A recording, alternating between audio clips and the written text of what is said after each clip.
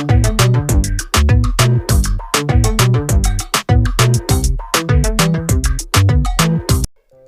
Friends, आज की इस वीडियो में हम टेंस की थर्ड पार्ट को डिस्कस करेंगे।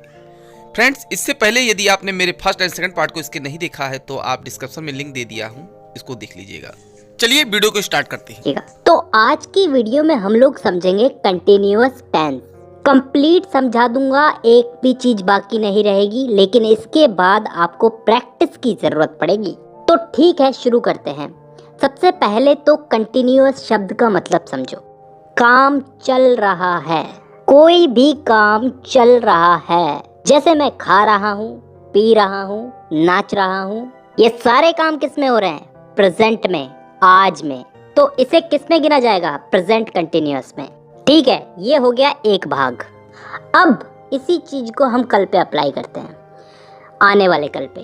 अगर हम आने वाले कल में इसी चीज को बोलें तो कैसे बोलेंगे कि कल मैं नाच रहा था, कल मैं खा रहा था, कल मैं पढ़ रहा था, वगैरह वगैरह।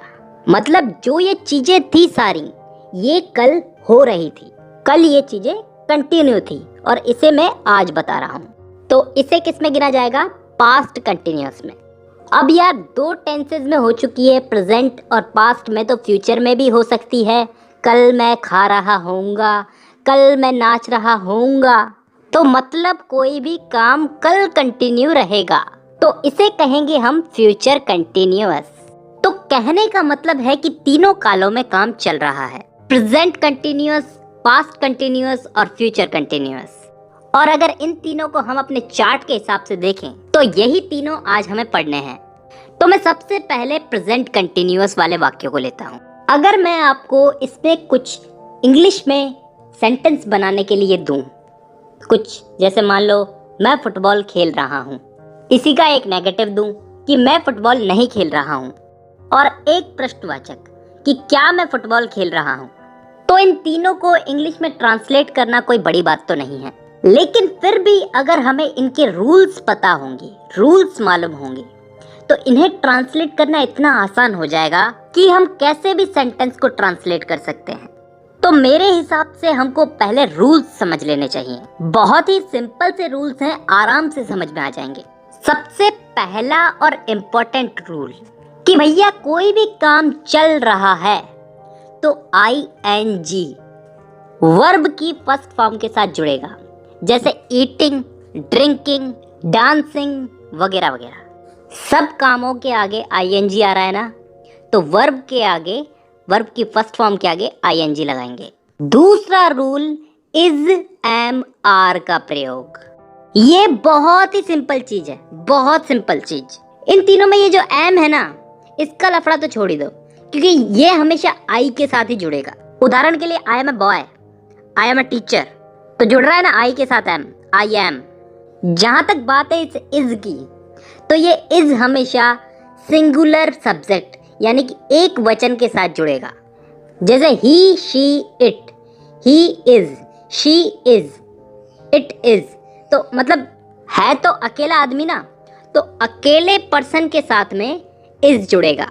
अब जहां तक बात है इस आर की, इसका तो आप सोच ही सकते हैं किसके साथ में जुड़ेगा? प्लूरल के साथ में, बहुवचन के साथ में, यानी कि यू, वी, दे। बहुत सारे लोग हैं, उनके साथ में आर जुड़ेगा। You are, we are, they are. तो अब तीनों का मतलब समझ में आ गया होगा, ठीक है। लेकिन अब जब हम एग्जाम्पल उठाएंगे तो आराम से समझ में आएगी ये चीज। इसके बाद अगला नियम ये है कि नेगेटिव सेंटेंस जो होते हैं जिसमें नहीं का प्रयोग होता है, तो ये इज, एम, आर के बाद में नॉट लगा दिया जाता है। ये बहुत ही सिंपल सी चीज है, सेंटेंस बनाने के साथ साथ याद हो जाएगी।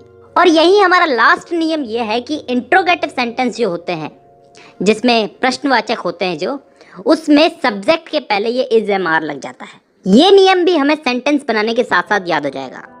तो अब रूल्स हमारे सारे कंप्लीट हो चुके हैं, अब हमें सेंटेंस बनाने चाहिए। अब हम वही 3 सेंटेंस उठाते हैं जो हमने पहले उठाए थे। मैं फुटबॉल खेल रहा हूँ, नेगेटिव में मैं फुटबॉल नहीं खेल रहा हूँ, और इंट्रोगेटिव में क्या मैं फुटबॉल खेल रहा हूँ। इन तीनों को अगर हम इंग्लिश में ट्रांसलेट करें तो पहले वाले को हम इंग्लिश में बदल के देखते हैं। मैं फुटबॉल खेल रहा हूँ का आई एम प्लेइंग फुटबॉल। यहाँ पे हमारे जो भी रूल्स थे हमने फॉलो किए हैं। आई के साथ हमेशा एम लगेगा और प्ले जो है वर्ब है, इसके साथ आईएनजी लगेगा। और फुटबॉल जो है वो ऑब्जेक्ट है, उसमें कोई चेंजेस नहीं होते। ठीक है, अब नेगेटिव में इस सेंटेंस को बदल के देखते हैं। मैं फुटबॉल नहीं खेल रहा हूँ। I am not playing football. यहाँ पे आई के साथ एम लग गया, उसके साथ नॉट लग गया। जैसा कि मैंने आपको रूल समझाया था कि ये सेंटेंस बनाने के साथ साथ समझ में आ जाएगा।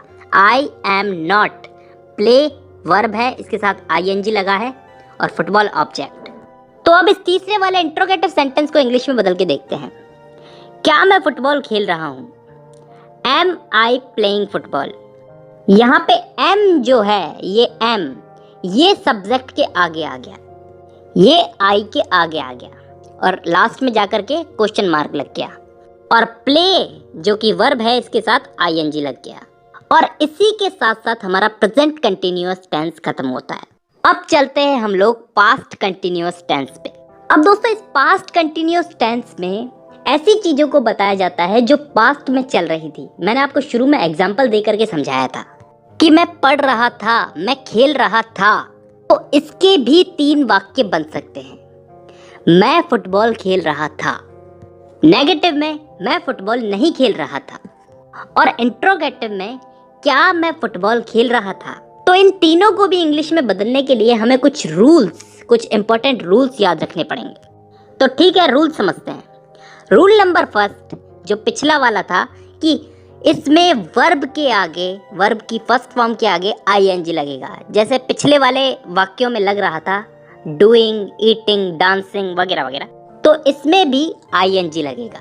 क्लियर है? ठीक है। Rule number 2, singular subject he, she, it, I, इन सब के साथ में वाज का प्रयोग होगा।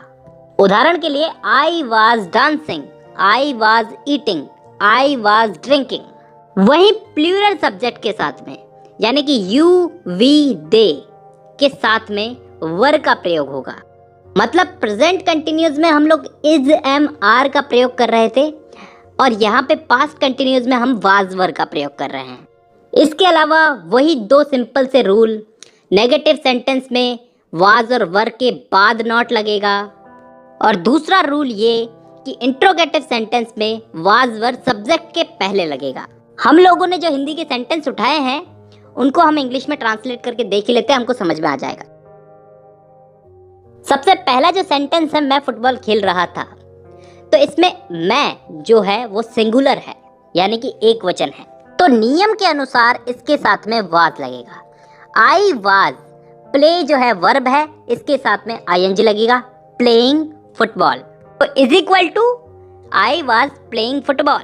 यही अगर नेगेटिव में करके देखे तो मैं फुटबॉल नहीं खेल रहा था, वही नियम के अनुसार वाज के साथ में नॉट लग जाएगा, I was not playing football. बहुत सिंपल है ना? ठीक है, अभी इसको प्रश्नवाचक में बदल के देखते हैं कि क्या मैं फुटबॉल खेल रहा था।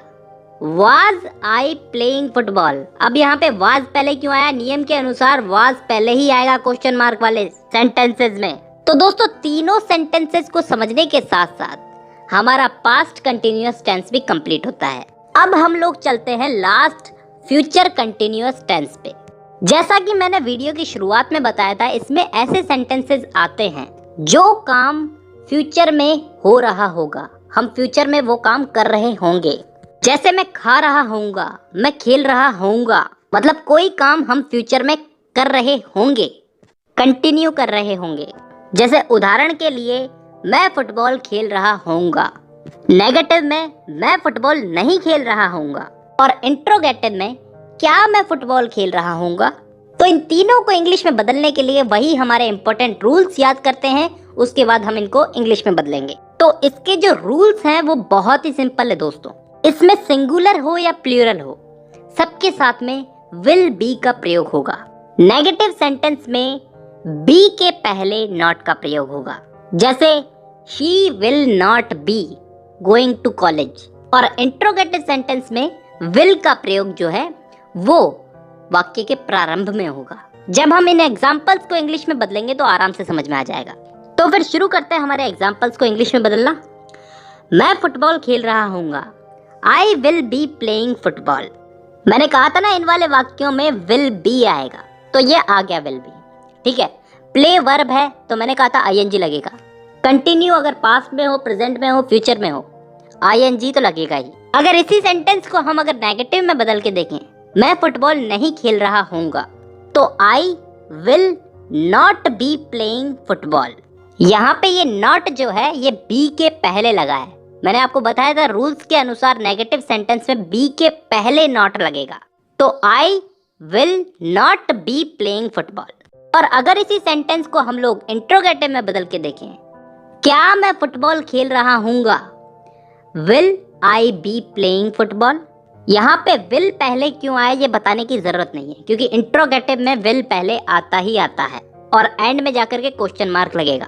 तो यहाँ पे हम लोगों ने इन वाक्यों को इंग्लिश में ट्रांसलेट करके फ्यूचर कंटिन्यूअस टेंस भी समझ लिया, और इसी के साथ हमारे चार्ट के हिसाब से हमारा कंटिन्यूअस टेंस भी कंप्लीट हो गया। अगली वीडियो में मैं आपको परफेक्ट टेंस के बारे में कंप्लीट समझा